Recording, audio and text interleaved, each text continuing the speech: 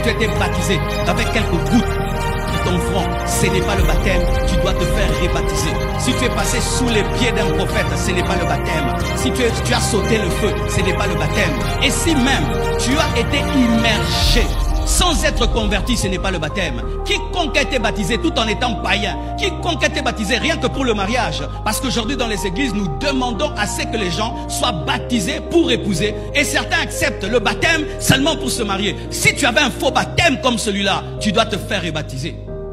J'entends des gens qui disent non, une fois que tu es baptisé une fois, tu ne peux pas être baptisé deux fois. Archi faux. Les disciples de Jean-Baptiste ont été baptisés deux fois. Ils ont eu le baptême de Jean, le baptême de repentance, et puis ils ont eu le baptême au nom de Jésus-Christ. Donc tu peux être baptisé deux fois si ton premier baptême n'est pas vrai. Mais le baptême n'est pas important, ce sont des choses extérieures. Moi j'ai déjà cru en Jésus, je n'ai pas besoin d'être baptisé. D'ailleurs la Bible dit que le brigand à la droite de Jésus-Christ ne s'était pas fait baptiser. Oui, il ne s'est pas fait baptiser parce qu'il était à la croix, tu n'es pas à la croix. S'il pouvait descendre, je vous dis, il allait être baptisé, il allait remonter. Amen, hein? Mais toi, tu n'es pas une croix. Mais aujourd'hui, dommage, les gens après le baptême, plutôt la conversion, ne pensent pas au baptême, mais pensent au mariage, à la bénédiction, à l'onction, au parler en langue, alors que les disciples dans la nouvelle église pensaient d'abord au baptême, ensuite ils étaient baptisés de l'esprit. Ce n'est pas votre faute en soi, c'est parce que rarement on enseigne sur le baptême à l'église. On enseigne sur le baptême dans les salles de baptême, alors que les apôtres enseignaient publiquement sur le baptême. Et aujourd'hui, j'enseigne publiquement sur le baptême. Si tu es chrétien, tu n'es pas baptisé, tu as un péché. La rébellion, le manque d'obéissance. Oui, mes frères. Comment Jésus, le Fils de Dieu, qui n'a pas de péché, et on peut même dire, il n'a même pas besoin du baptême, mais se fait baptiser. Mais toi qui as le péché.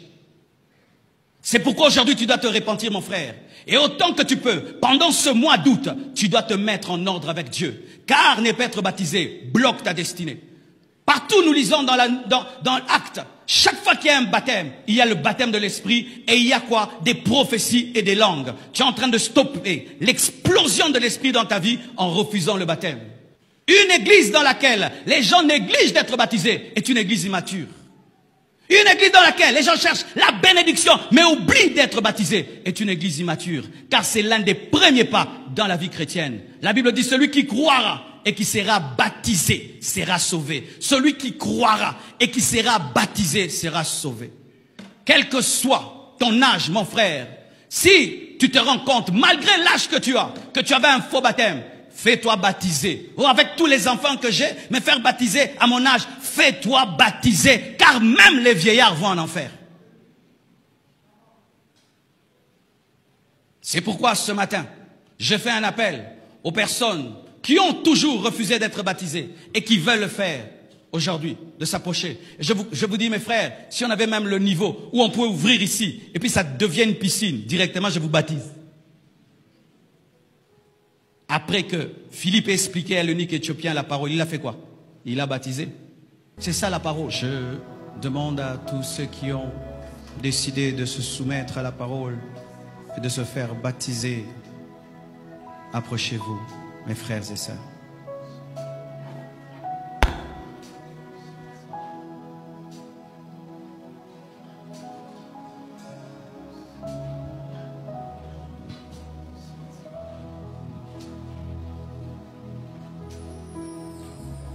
J'ai remarqué, lorsque quelqu'un se fait baptiser, il prend très au sérieux sa vie chrétienne. Est-ce que quelqu'un peut devenir ministre sans prêter serment? Est-ce que quelqu'un peut devenir président sans prêter serment? Le baptême, c'est ça, c'est une prestation de serment. Vous voyez comment on attend la prestation de serment d'un président? C'est ça le baptême. C'est-à-dire, lorsque quelqu'un entrait dans l'église et il prêtait serment, nous les chrétiens ne prêtent pas serment, on accepte d'être baptisé. C'est ça la prestation de serment. Tu es un ambassadeur de Dieu, mais tu n'as pas encore prêté serment. Comment est-ce que tu vas entrer en fonction? Tu es un ministre de Dieu, mais tu n'as jamais prêté serment. Comment tu vas entrer dans l'effectivité de ton ministère?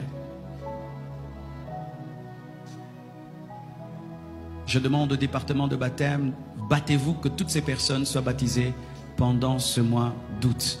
parce que nous avons réduit aussi les temps des enseignements. On n'enseigne plus pendant 2 mois, 3 mois. En 2-3 séances, on finit pour être davantage biblique, parce que c'est pas aussi normal dans les églises que quelqu'un puisse faire 6 mois avant d'être baptisé. Il faut qu'on lui enseigne l'Apocalypse, la Sainte Seine. Non, non. Dans l'église primitive d'ailleurs, on n'enseignait même pas sur le baptême après que quelqu'un crut. Tu crois, on te baptise. Amen. Hein? Et nous voulons davantage arriver à ce niveau-là. Et Dieu va nous aider. Nous aurons vraiment une belle et grande piscine prête en permanence. Amen. Hein? Avec des vêtements de réchange où quelqu'un croit comme ça. Il tourne là-bas. Tu es baptisé, tu rentres. Amen. Hein? On n'a pas besoin de faire des fêtes de baptême. La fête, c'est au ciel. Et on n'a pas des noms de baptême. Tu gardes ton nom. Amen. Hein? Prions le Seigneur. Seigneur Dieu de gloire, merci pour ces hommes et ces femmes.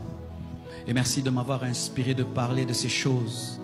Seigneur Dieu de gloire, aujourd'hui maintenant je comprends pourquoi il fallait que je dise ces choses, Seigneur. Car des fois nous oublions l'essentiel à l'église. Les gens chantent, dansent, mais continuent à être dans la désobéissance et meurent et vont en enfer parce qu'ils n'ont pas accompli toute ta parole. Merci d'avoir réveillé nos esprits ce matin, Père. Oh, vraiment que toute la gloire te revienne. Je demande pour ces frères et sœurs qui ont décidé aujourd'hui, Seigneur, d'être baptisés, que leur engagement soit véritable et profond, Seigneur. Qu'ils comprennent qu'ils ne devront pas rentrer en arrière, qu'il n'y a pas d'aller-retour. C'est aller simple. Une fois qu'ils ont mis la main à la charrue, ils ne doivent pas regarder en arrière. Je prie que tu leur révèles Christ. Révèle-leur Christ. Révèle Christ à leurs esprits afin qu'ils aillent jusqu'au bout.